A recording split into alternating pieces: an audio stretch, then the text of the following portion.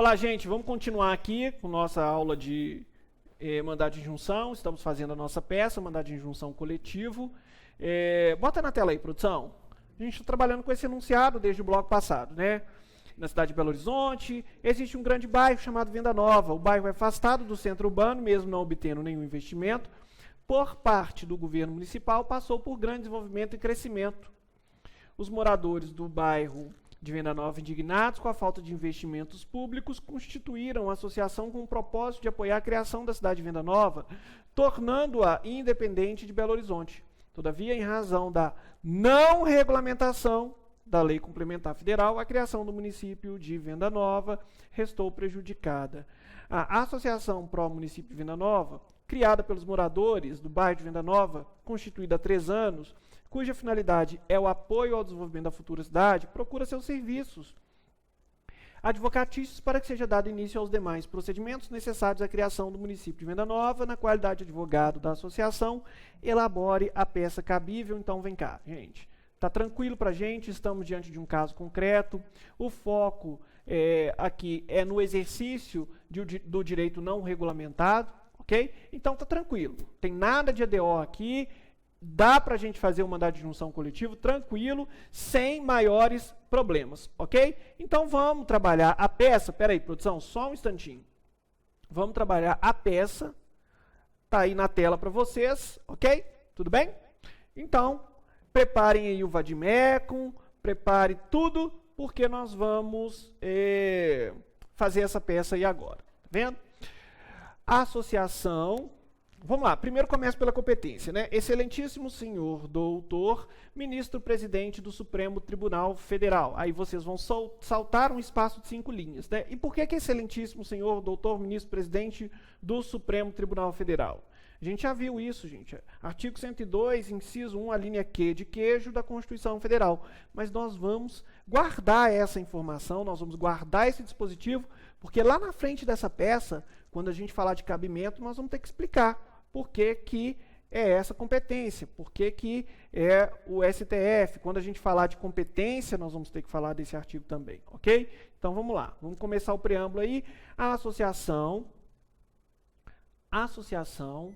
Pró-Município de Venda Nova, pessoa jurídica de direito privado, inscrita no CNPJ sob o número 3 pontinhos, ato constitutivo em anexo, com endereço 3 pontinhos, endereço eletrônico 3 pontinhos, por meio de seu advogado, que a essa subscreve com endereço 3 pontinhos, endereço eletrônico 3 pontinhos, conforme procuração anexa nos termos do artigo 287 do Código de Processo Civil, vem respeitosamente perante Vossa Excelência, com fulcro no artigo 5º, olha os fundamentos aí, gente, olha os fundamentos, artigo 5º, inciso 71 da Constituição, artigo 2º e artigo 12, inciso 3º da Lei 13.300 e artigo 319 do Código de Processo Civil, porque também é uma petição inicial. E impetrar, o que nós vamos impetrar?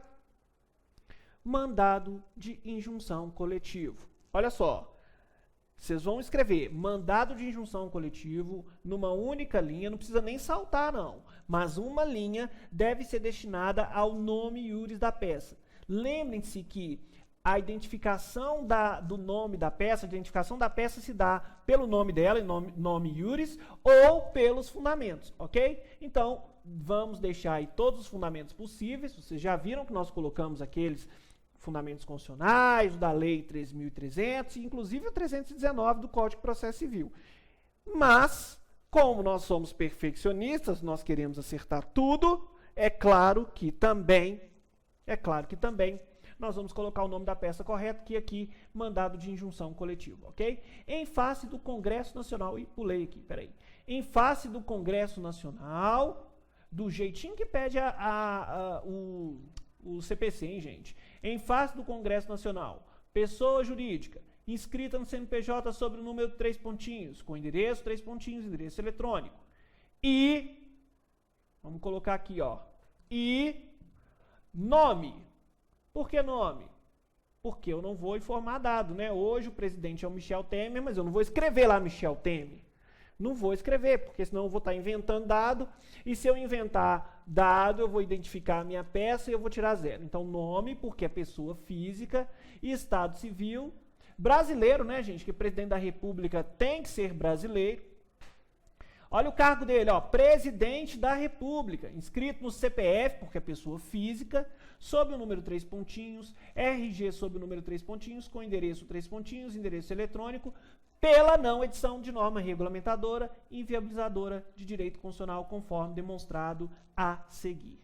Ok? Tudo bem? Até aí? Então, vamos para o primeiro capítulo da nossa peça, um dos fatos.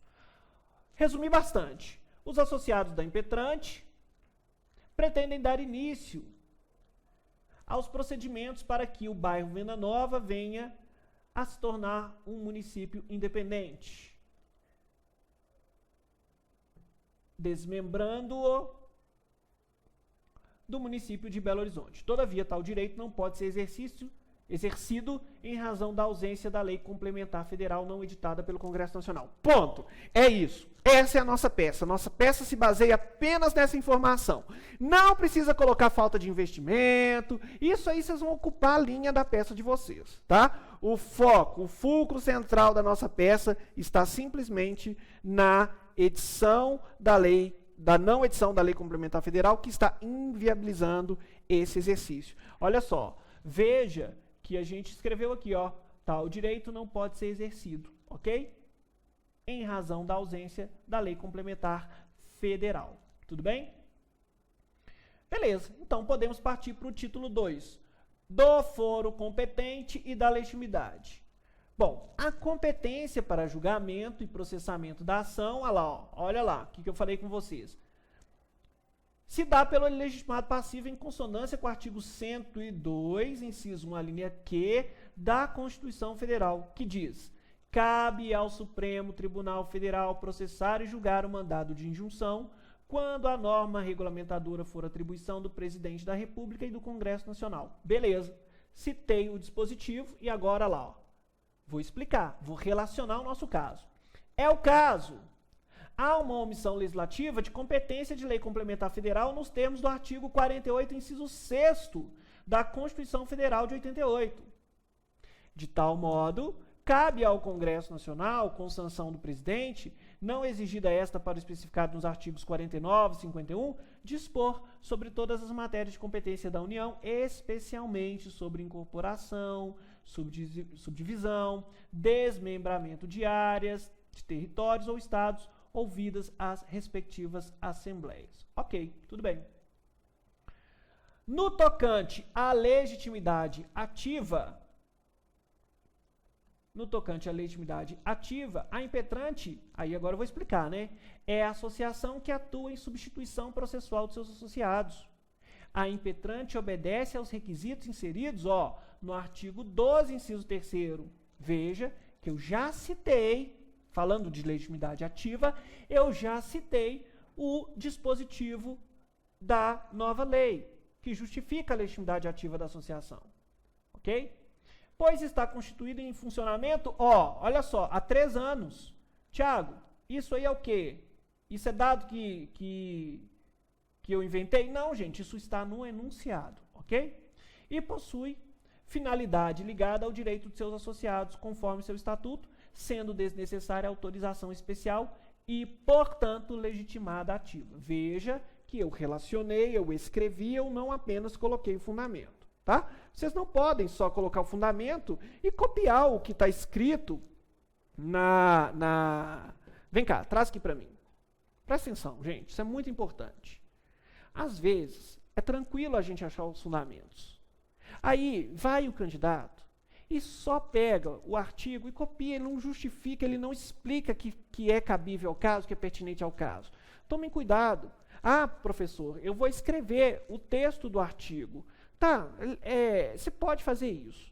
Eu prefiro que você até parafraseie o artigo do que escreva o próprio artigo. Mas se você apenas citar o artigo e relacionar o conteúdo dele ao caso concreto, é mais garantido para você, ok? Se você apenas citar o artigo e copiar ipsilíteres o que ele diz, cuidado, você corre o risco de não ser fundamentado, porque só o artigo não te garante o ponto. Você tem que relacionar o caso que você está trabalhando ali na sua peça com o fundamento que você está justificando. Você, advogado, presta atenção, você, advogado, você está demonstrando, você tem que demonstrar para o juiz que o direito pertence ao seu cliente e por que ele pertence. É isso, ok? Cuidado, vocês não precisam, nem sempre vocês vão precisar copiar todo o artigo, às vezes o artigo é imenso, não precisa. Cita ele e justifica por que ele é cabível no caso do seu cliente. Ponto. É isso. Tá? Já vai ser suficiente para você tirar a pontuação. Porque depois, se vocês ficarem nessa, só de copiando artigo, ipsiliteris, cuidado, você tem 150 linhas. Não vai sobrar espaço para fazer pedidos. Cuidado. Muito cuidado com isso. Ok? Então, aprendam a técnica de parafrasear, de relacionar o artigo. Cita o artigo. Não precisa copiar o que ele diz. Não precisa. Relacione o conteúdo dele ao problema do seu cliente. Tá certo? Tudo bem? Foi o que eu fiz aqui. Ah, professor, mas posso copiar? Pode. Tem hora que é bom copiar até o artigo. Às vezes ele é pequenininho, fica legal. Ok? Mostrar o que ele diz é legal, é importante. Tá? Mas tomem cuidado. Precisam relacionar o caso concreto. E lembre-se, vocês têm 150 linhas, tá certo? Tudo bem? Vamos voltar aqui. Olha só, então falamos da legitimidade ativa e vamos falar agora da legitimidade passiva. O artigo 3º da Lei 13.300, de 2016, impõe que pode ser impetrado o poder, órgão ou a autoridade com atribuição para editar a norma regulamentadora que, no caso, em tela, é o Congresso Nacional, presidente da República, conforme a atribuição legislativa do artigo 48, inciso 6º. Veja que, novamente, aqui eu citei até 2 dispositivos. Né? O artigo 3º da Lei 13.300, que também fala da legitimidade passiva, não é? E falei que ele é o legitimado passivo, porque, conforme o artigo 48, inciso 6º, cabe ao Congresso Nacional, presidente da República, elaborar a norma que não foi regulamentada e que está inviabilizando o exercício do direito constitucional. Tudo bem? Agora vamos lá, título 3, do cabimento.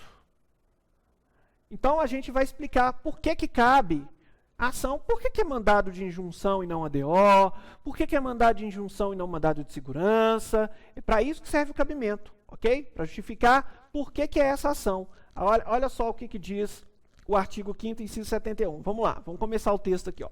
Conforme preleciona o artigo 5º, inciso 71 da Constituição Federal, conceder-se-á mandado de injunção, sempre que a falta de norma regulamentadora inviabilize o exercício de um direito, liberdade ou prerrogativa constitucionais inerentes à nacionalidade, à soberania e à cidadania. Professor, você copiou o artigo 5º, inciso 71 da Constituição. Beleza, ele é pequenininho, copiei, bacana, passei a informação. Calma que eu já vou relacionar o caso. Olha lá. Nesse mesmo sentido, o artigo 2º, por quê? Nós temos 2 dispositivos que dizem a mesma coisa e que fundamentam, pessoal, o cabimento do nosso mandado de injunção. Então, olha só, nesse mesmo sentido, o artigo 2º da Lei 13.300 de 2016 preleciona que conceder-se-á mandado de injunção, sempre que a falta total ou parcial de norma regulamentadora torne inviável o exercício dos direitos, liberdades constitucionais e das prerrogativas inerentes à nacionalidade, à soberania e à cidadania. Ok? Beleza, vamos lá. Vamos continuar aqui. Cumpre ressaltar que já para o mandado de injunção coletivo, o remédio constitucional, nos termos do artigo 12, inciso 3º da Constituição Federal, para assegurar... Esse texto ficou ruim, peraí. Cumpre ressaltar que já para o mandado de injunção coletivo, o remédio constitucional é cabível, nos termos do artigo 12, inciso 3 da Constituição Federal, e serve para assegurar o exercício de direitos, liberdades e prerrogativas em favor da totalidade ou de parte de seus membros ou associados. Logo, cabível a presente ação, vamos completar? Cabível a presente ação, pois há falta de norma regulamentadora inviabilizando o exercício de um direito constitucional dos associados da impetrante. Ponto. Viu só, gente? Relacionei, citei os artigos, relacionei, expliquei por que cabe a ação. Simples assim, professor? Simples assim. A gente ainda pode completar, né? A gente ainda pode completar. Quer ver? No caso em tela, vírgula. No caso em tela, uma omissão total do poder legislativo na regulamentação do direito perseguido. Ok? Então, por que o direito perseguido? É o direito que o nosso cliente, a nossa impetrante, pretende perseguir, pretende exercer. Ok? Ou, se vocês quiserem, não gostei do perseguido, não. Então, vamos lá. No caso em tela, uma omissão total do poder legislativo na regulamentação do direito que se pretende exercer. Ok? Beleza, gente? Então, vamos continuar. 4. Olha só. Quando a gente fala de mandado de injunção, seja ele individual, seja ele coletivo, nós estaremos falando de falta de norma regulamentadora. Eu acho legal a gente falar um pouquinho sobre isso. Sabe por quê? Vem cá. Traz aqui para mim. Professor, mas nesse lugar aí que o senhor colocou aí da falta da norma regulamentadora, não seria do direito? Pode ser do direito. Mas eu gosto de colocar do mérito. Pode ser do mérito. Mas quando você faz uma determinada ação, o mérito dela, o direito dela, o foco dela vai ser sempre em um ponto específico. Quer ver? Se você estivesse fazendo um mandado de segurança, fosse um caso completamente diferente do que nós estamos tratando aqui. Tivemos aí uma autoridade coatora que está violando o direito líquido certo de alguém. Beleza, mandado de segurança. Ao invés de eu escrever do mérito, lá no título da minha peça, eu posso escrever simplesmente da violação ao direito líquido e certo, ou do direito líquido e certo violado. Tá vendo? Tá vendo? Se fosse um habeas corpus, em vez de vocês escreverem do mérito, vocês poderiam escrever da violação ao direito de locomoção. Por quê? Porque o objeto do habeas corpus, você vai demonstrar para o seu examinador que você sabe o que você está fazendo. Ok? Professor, e se fosse uma ação direta de inconstitucionalidade? Em vez de vocês escreverem do mérito, escrevam assim, olha, da norma inconstitucional. Por quê? Você não quer declarar um determinado dispositivo? Você não quer que o dispositivo seja declarado inconstitucional? Então, vocês vão escrever da norma inconstitucional e vão explicar por que ela é inconstitucional. Outro exemplo. E se fosse uma ADPF, professor? Em vez de vocês escreverem do mérito, não é errado não, tá, gente? Eu estou dando dica para vocês. Isso é importante até para esclarecer aí, que cada peça serve para uma coisa. Cada peça serve para uma coisa. Se fosse uma ADPF, você poderia simplesmente falar assim, no título do mérito, olha, da violação ao preceito fundamental. Ou dos preceitos fundamentais violados, se forem mais de um. Tá bom, professor, quero mais exemplo. Tudo bem, eu dou exemplo, eu estou aqui para isso, gente. Vocês têm que passar, têm que acertar essa peça. Se fosse uma ADC,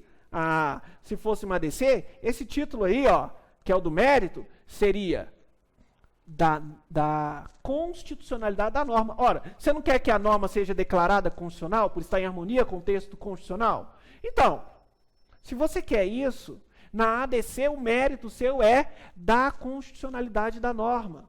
E vai explicar por que ela é constitucional, por que ela está em harmonia com o texto constitucional. Ok? Tudo bem, gente? Então, esse título aí é muito importante, porque vai ajudar vocês a compreenderem que cada peça serve para uma coisa. Isso vai abrir os horizontes de vocês. Certeza disso. Isso é muito importante, Por quê? Porque vocês vão entender que cada peça serve para uma coisa. Não embarca nessa. Ai, estrutura de peça, vou decorar. Dos fatos, do cabimento, do direito, do mérito, dos pedidos e requerimentos. Calma, gente. Calma. Cada peça serve para uma coisa. Ok? Se ela serve para uma coisa, o mérito dela vai ser aquilo que ela serve. Aquilo para que aquela peça se presta. Ok? É isso. Quando vocês descobrem isso, vocês ficam preparados para fazer qualquer peça. Ok? Ok, tudo bem? Então vamos voltar na nossa peça aqui. Olha só. Então, como nós estamos no mandado de injunção, o nosso título é da falta de norma regulamentadora, da falta da norma regulamentadora, né? Então, nós temos que explicar aqui. Opa! Espera aí, eu nem sei o que é isso aqui, gente. Deixa eu tirar isso daqui. Caramba! Tem umas coisas esquisitas que aparecem aqui no computador. Espera aí, viu, gente? Mandado de injunção. Voltei aqui, ó.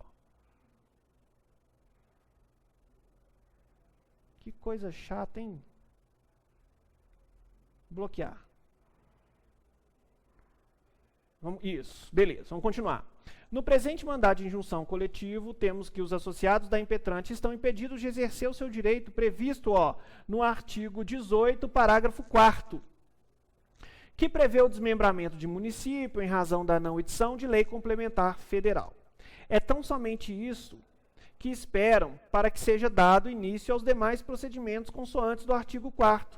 Então, o que eu estou explicando? Estou explicando que eles só esperam que seja elaborada aí, que seja editada a regulamentação do artigo 18, parágrafo 4º, para que eles possam exercer o direito deles. Veja, mandado de injunção. Nós estamos aqui falando muito no exercício do direito. Fala-se, claro, da falta da norma regulamentadora, mas também falamos do não exercício do direito, porque estamos diante de um caso concreto. Ok? Vamos lá. Pense que o direito pendente de regulamentação é norma de eficácia limitada. Olha que legal. Isso você vai demonstrar para o seu examinador que você conhece direito constitucional. Professor, não conheço. Então, volta lá nas aulas do Abraão, em Direito Material, estude a matéria aplicabilidade e eficácia das normas constitucionais. Explica direitinho, ok? Mas, relembrando, a norma de eficácia limitada é aquela, é claro, ela produz efeitos, mas ela só vai produzir, os efeitos dela só serão eficazes mesmo se tiver uma norma integradora, ou seja, se tiver uma regulamentação, ok? Enquanto não tem a regulamentação, aquele efeito é mínimo, tá certo? Então, tem-se que o direito pendente de regulamentação é norma de eficácia limitada, fato que impede a sua completa efetividade enquanto não sobrevier a norma integrativa. Cumpre ainda ressaltar que o artigo 12, parágrafo único da Lei 13.300, de 2016, prevê que os direitos e liberdades e as prerrogativas protegidos pelo mandado de injunção coletivo são os pertencentes indistintamente a uma coletividade indeterminada de pessoas. Gente, vem cá. Nós não falamos disso, desse dispositivo, que é o parágrafo único do artigo 12 da Lei 13.300. Grifem ele para mim. Grifem ele para mim. Ok? Grifem ele para mim. Olha só. E vamos nele. Traz aqui. Olha o que ele diz. Os direitos, as liberdades e as prerrogativas protegidos pelo mandado de injunção coletivo são os pertencentes indistintamente a uma coletividade indeterminada de pessoas. Eu não consigo determinar quem são todos os moradores do bairro de Venda Nova, ok? Portanto, eles encaixam aqui.